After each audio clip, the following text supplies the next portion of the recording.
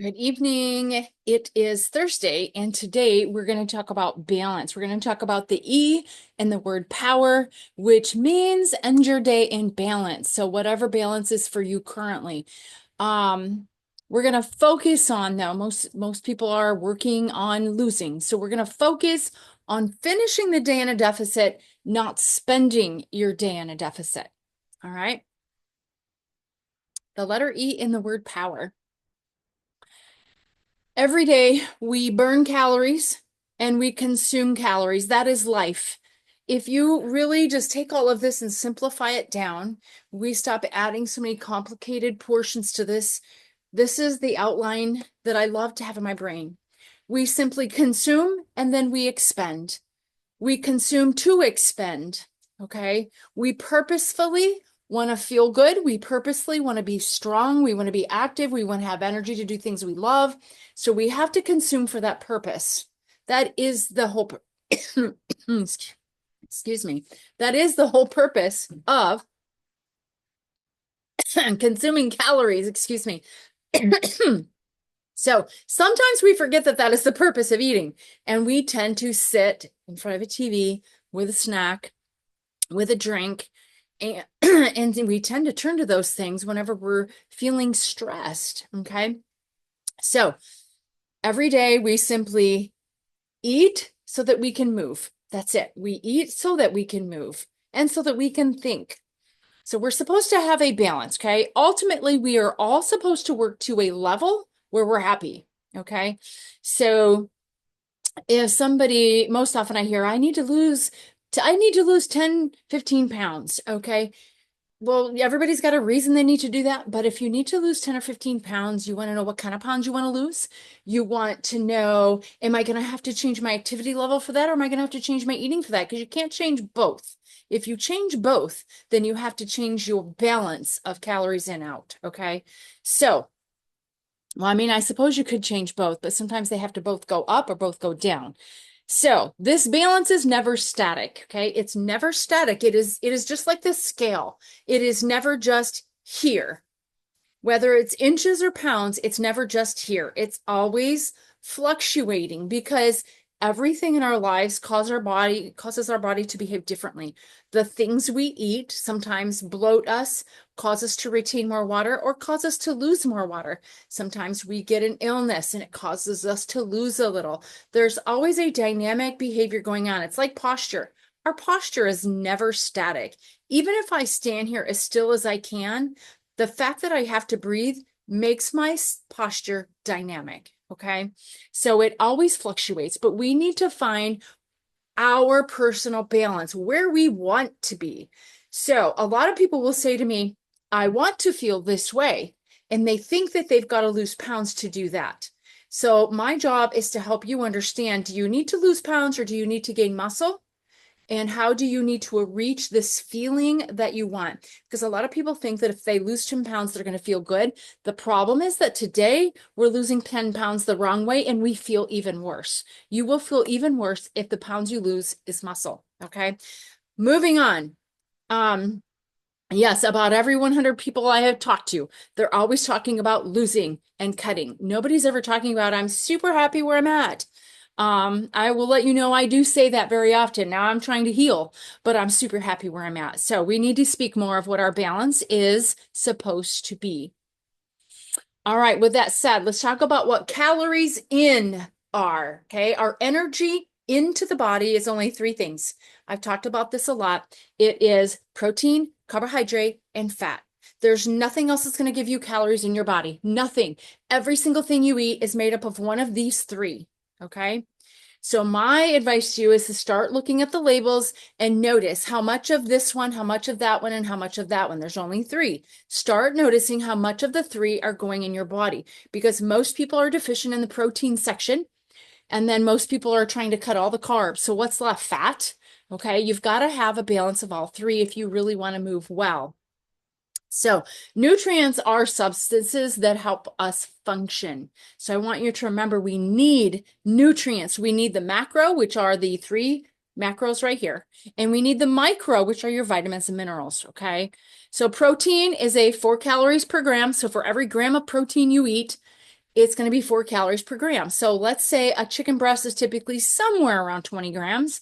20 times 4 is 80. So that chicken breast is usually somewhere between 80 and 120 calories, okay, per section of chicken breast, okay? But protein contains the amino acids that make life, okay? It is life. Everything in life is amino acids.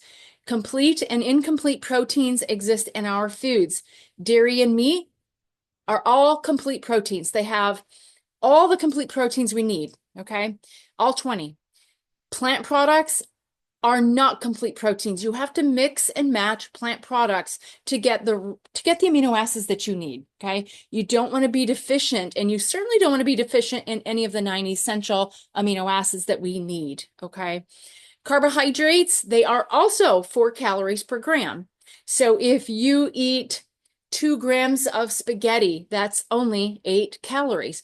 If you, I'm not very good with grams, but let's say that you ate 10 grams of carbohydrate, 10 times 4 is 40. That's 40 calories. Okay, that's how you're going to figure that out. On every package, it will tell you how many carbohydrate grams there are. Carbohydrate is the preferred source of fuel for our bodies. Carbohydrates are generally simple and complex. Just keep it down to the 2, okay? Simple carbs reach our blood sugar fast and should only be eaten at the highest activity time of the day, okay? Some of the simple carbs we eat probably shouldn't be eaten, but if you're going to, I always say at the highest active point of your day. The complex carbs should be used during our active part of the day, but for sustained energy. So I would say, for example, even if you're going to be a receptionist who is periodically up on her feet, but mostly in a chair, I'm going to say that you should not necessarily have carbs at breakfast, but you should probably have some carbohydrate at lunch, because from 12 to 3, that big sludge that we feel when we get tired, it really has to do with our body has expended the energy. So if you have some carbohydrate at lunchtime, you are as long as it's not a high spike your blood sugar protein, okay, or a carbohydrate, you're going to find sustained energy in that early afternoon where we usually feel very sluggish, okay? An ideal complex carb would be something like a very thick, hearty bagel, or maybe even sweet potato, regular potato, baked potato. Those kind of carbohydrates are ideal for that sort of thing. Black beans, I love my beans. The third one is fat, okay? That one is expensive. It's 9 calories per gram.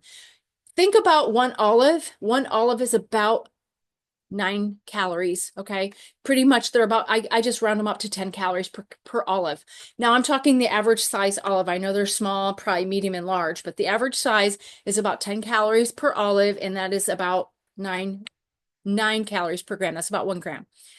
So when thinking about how many grams of fat you need a day, I kind of just judge it on that. Like I know I need 65-ish grams of fat a day and sometimes more. But fat is a very dense caloric nutrient, and we do need it for many reasons. And one of the biggest reasons that I love to share with people is this. Your cell, every single trillion, billion, bazillion cell in your body the wall is made up of fat. So if the cell wall in your body, if it's rigid because you're not getting healthy fats, okay, and the nutrient, the vitamins and minerals can't get in there, or maybe they finally do, but they can't get back out. You don't want that. You want a cell that's very pliable for nutrients and blood to get in and out. Okay, you want that. So you want to make sure you're having healthy fats. Okay, that's super important. All right, next up, we just talked about calories in the body. Let's talk about how do we get calories out of the body? How do we expend those calories? I'm going to tell you right now, it's exhausted for the most part. So for about every 10 pounds of weight that you lose, fat that you lose, 8 pounds of it is exhaled out while you're working your muscles. Okay, so that's important to remember. The calories out, this is your energy systems. You have 3. So I love that we have 3 energy systems in, we have 3 energy systems out, okay? So you can call this your energy systems or your metabolic pathways. The first one is ATP. We just call it ATP for short because whenever it's immediately used, we've only got a couple seconds worth of it, then our body has to hurry up and make more. So I like to relate this to somebody having to jump across something large and hope they make it and not fall. Or maybe you're running out to push somebody out of the way of a running a fast car coming at them, something like this. This is what I call the fight or flight mode, where you're like, whoa, okay. And we have like sometimes just like really surprising strength at that point, and that's the ATP coming right out and doing its job. Okay, so with that said, the next one is anaerobic, and what anaerobic means is without oxygen. So let's say that you hurried up and pushed somebody out of the way of getting hit by a car, but then you turn and look back and you see that another car's coming, the person, so you hurry up and get back in. Your body is desperately trying to make more ATP to help you do that. It's going to do that, but it cannot use oxygen to do that. It has to pull out from other stores in your body. Okay, so with that said, some examples of anaerobic are strength training, HIIT workouts. So whether it's HIT or HIIT, it doesn't matter. Anytime that the work you're doing is moderate to high, you are in mostly anaerobic mode. Okay. So any exertion that is moderate to high intensity, that is anaerobic. That means that your body has to quickly make energy without reaching for the oxygen. Okay. When we work at moderate to low intensity, we are now working in the aerobic section, okay? Aerobic means with oxygen. So your body is going to use oxygen, and it's going to use the food that we've eaten, and it's going to make that combustion and make the energy happen for us. But it has to do this at a much lower, I like to just kind of call it lower heart rate work, okay? Lower heart rate work. But when we are also in a slight caloric deficit and we're in aerobic mode, we will end up losing body fat that way. Okay. Now, if you step back up here to the anaerobic section and you continue to be an anaerobic without eating, okay, let's say that you're doing a HIIT workout. Most HIIT workouts should be about a half an hour long. But if you decide to do a HIIT workout for an hour and you're not eating halfway through that, you are now burning your muscle. You're using your muscle tissue for energy because your body doesn't have the ability to reach to the oxygen and make that combustion because you're moving too hard and fast. Okay. But down here under the aerobic section, all right, if we keep ourselves in a slight caloric burn or slight caloric deficit, and we're in this workout long enough, or whatever work we're doing, it doesn't have to be a workout. You could be doing a task in your backyard, okay, just nonstop. But that's where we're going to burn body fat, okay? And for sure, you won't be burning muscle at that level, okay? But we do need to be in low intensity and have a slight deficit of caloric intake, okay? So what happens if you have a big deficit of caloric intake and you're in aerobic mode? If you have a big caloric deficit, you are taking a chance that you're going to fall into anaerobic, because even though we're in aerobic mode and we're burning body fat, we still have to have a steady state of carbohydrate to burn. So it's kind of like you can have a big bonfire, but when that fire calms down and you don't want it to go out, you want to keep burning this wood slowly, you still have to keep putting kindling on there to keep the fire going, okay? That was kind of a weird example, but I think you get that point. So we are going to move on. Those are the two metabolic pathways, 3 in, 3 out, okay? So what does entropy imbalance really mean, okay? So we pretty much have 3 things that we could have as goal. Sometimes we want to be smaller, sometimes we want to be bigger, and sometimes we are just happy where we're at. Those are the 3 options you have. There's nothing else really, okay? We need to lose, we need to gain, or we're happy here, okay?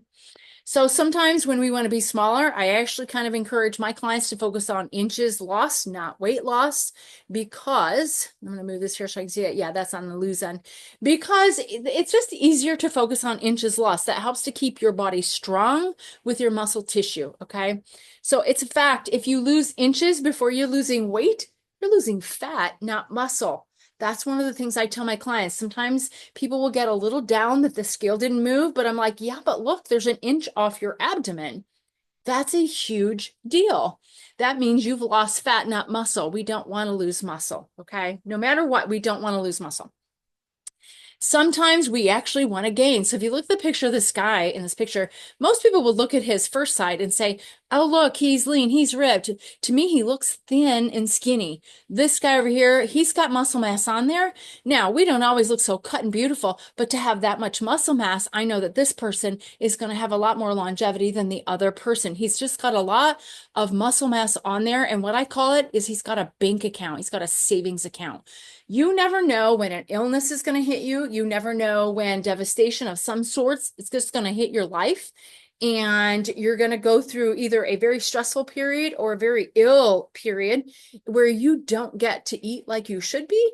And that's when you're going to be thankful you have this right here, this bank account of muscle mass on your body, because your immune system uses your proteins as fuel. Okay, so it's super important. I love having extra muscle. I don't have the extra muscle I want, but I am working on healing my hips so I can gain that extra muscle that I want. And it's rarely ever for looks. It is always for the health factor, longevity factor. Okay. So in the end, every one of you should have a I'm happy here. This is where I'm happy at moment. This arrival, a goal, whatever. I'm pretty happy where I'm at. Although I have some healing that I'd like to do, I'm pretty happy with where I'm at. But in 18 years of being in this world, I have literally maybe heard 5 people be the first to say to me, I'm pretty happy where I'm at. It needs to be said more. We need to figure out where we're happy. One of the things that I struggle with is when somebody says, I need to lose 5 or 10 pounds, and I'll ask them why, what are they looking to feel like? And they can't always describe it. Somehow we get it in our head that we think if we look at that scale and we're 10 pounds down, we're going to be happy. But if you don't know why you're going to be happy, most people are not happy when they get there. So I want you to really start thinking about how can you describe how you would feel when you get to where you want to go. Don't describe it on the scale right now. Describe how you physically feel. Okay. That is super important before you decide on a number on the scale. I'd rather you talk in inches. All right. Ending your Dana deficit. Do not spend your Dana deficit. This one is an important section of this talk. Okay. The 10 years I've been in this building, most people that walked through my door in the first 3 years, they were people who went all day without eating. They were pretty much overweight. They were at least 30 pounds overweight, some 50. And when I would ask the questions that I ask everybody, they were a lot of women, but men too, spend the day not eating and then end up overeating in the evening. Sometimes they would say it was terrible. Sometimes they'd say, well, it wasn't much and blah, blah, blah. But the fact is they would eat more in the evening than the daytime. And yet the evening is when they came home, did a little work, made dinner, and then relaxed, went to bed, blah, blah, blah, watched TV, whatever. That's what most of us do, especially this time of year in the winter. So what I would like to help you do is be okay with eating more during the day. So the first question I like to ask, and I think I talked about it in the earlier part of the week, is, are you awake more from 6 a.m. to 6 p.m.? Or are you awake more from 6 p.m. to 6 a.m.? Most of us are not awake more and moving from 6 p to 6 a. So if you're mostly awake and moving from 6 a to 6 p, those are the 12 hours you want to eat the majority, if not all of your calories. Okay. So if you're allowing yourself 1,800 calories, you really should have them before 6 p.m. and you really should have the majority of them by 2 or 3 p.m. Okay. Unless your highest activity is from 3 to 6. Okay. So let's say you get off work at 5 and you go to a fitness class. You better have had most of your calories by 3 o'clock. You don't want to enter any fitness class in a deficit. Okay. Trust me, 18 years, I'm telling you, you don't want to enter a fitness class in a deficit. So I want to help people learn to eat a little bit more during the daytime. Sometimes we have to ease that in, but eating more during the daytime so that you feel happy in the evening. Most people are afraid they won't be able to eat the snacks they want to eat in the evening. Let me tell you, you can easily train yourself out of snacks or fun food in the evening if you come home not hungry to begin with.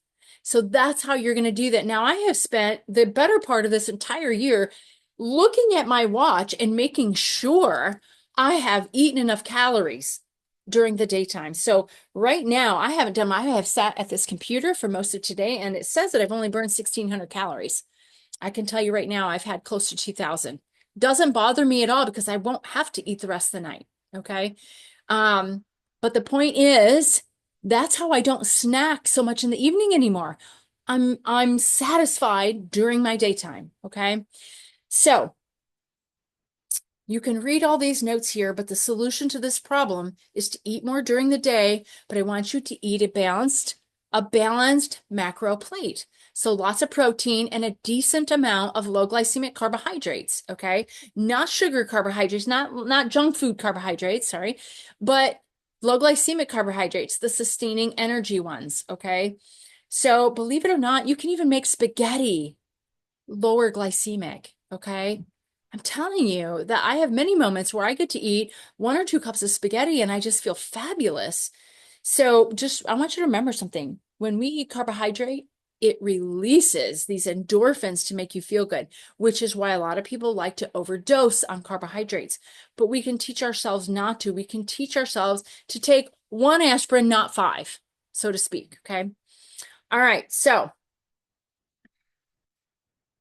I just want to remind you of the last one here. We do more damage by going most of your day without caloric intake. Okay. You do more damage to your body by not eating during the daytime, even if you are sitting at your desk. Okay. I promise you, you have to have a fair amount of that calorie during the daytime. Okay, here we go. When does our body burn calories? 24/7. Our bodies never, I'm telling you, until you die, you will be burning calories. Okay. That is when you have passed, that is the only time you're not going to burn calories. Okay. So just know that now. So as long as there's breath coming in and out of your body on its own, you are burning calories. Okay. So we burn calories sleeping, waking, walking, sitting, breathing. We burn calories chewing food. We burn calories digesting the food. So even 10 minutes later, our body's still digesting some of the food we ate. We're burning extra calories for that. Okay. Thinking, being very intent on your thinking, you're burning a really good amount of calories. And just moving around the house, me standing here, the more I use my hands to talk to you, the more I'm burning calories. Okay. So if you just become a physical active person, you're going to burn more calories all the time because you're using more muscles. All right. So we burn calories 24/7 around the clock. I woke up this morning at 4:30 and I was going to go to the bathroom, and I looked at my watch, and sometimes I pay attention, sometimes I don't, but I'd already burned 332 calories. And I thought that was odd because I thought normally I burn closer to 4, but that wasn't far from it. But my burn has been a little lower today. And I think that's because I wasn't super active yesterday and haven't been super active today. I'm moving around, but I haven't really lifted or exercised and whatnot. So, but the point is this, you burn calories while you're sleeping. Okay. So how many calories you burn during any moment is really dependent on how much muscle mass you're using right now. So I could just stand here and say how much muscle mass you're using right now. Or I could go, how much muscle mass you're using right now. And I'm burning so much more calories by moving like that. So it really depends on how many muscles you move when you do move. It doesn't matter if you're walking to the bathroom or walking to the kitchen or going out to the mailbox. If you move with a little more gusto, you simply burn more calories. You have to because you're using more muscle mass, okay? Plus, don't forget this. I didn't put this on this particular page, but the more muscle mass you have, oh, I did put that on there. The more muscle mass you have, the more calories you burn sitting on your tush. The more calories you burn sleeping when you have more muscle mass, okay? The words muscle mass tend to make a lot of people think, grr, I'm muscular. I'm telling you, it does not look like that. I have not, in my 18 years, I have not met one lady who is just simply okay with eating enough muscle to look like a bodybuilder. You can't eat enough. You won't eat enough. Okay. You won't eat enough while you train. That's really how I want to put it, because all kinds of people will eat enough junk food in the evening, but it's eating around your workouts and during your daytime to keep your body moving. That's where the real work comes in. So All right, that is it for today. Tomorrow we are going to talk about R, which is resistance builds resilience, and we're going to talk about the strength training part. We're going to talk about the lift, push, and pull. Okay, and I think that's super important because we need to, especially for postmenopausal women, we really need to be using our muscles on purpose throughout the whole body. So if you have any questions, let me know, and I will see you tomorrow at 6 p.m.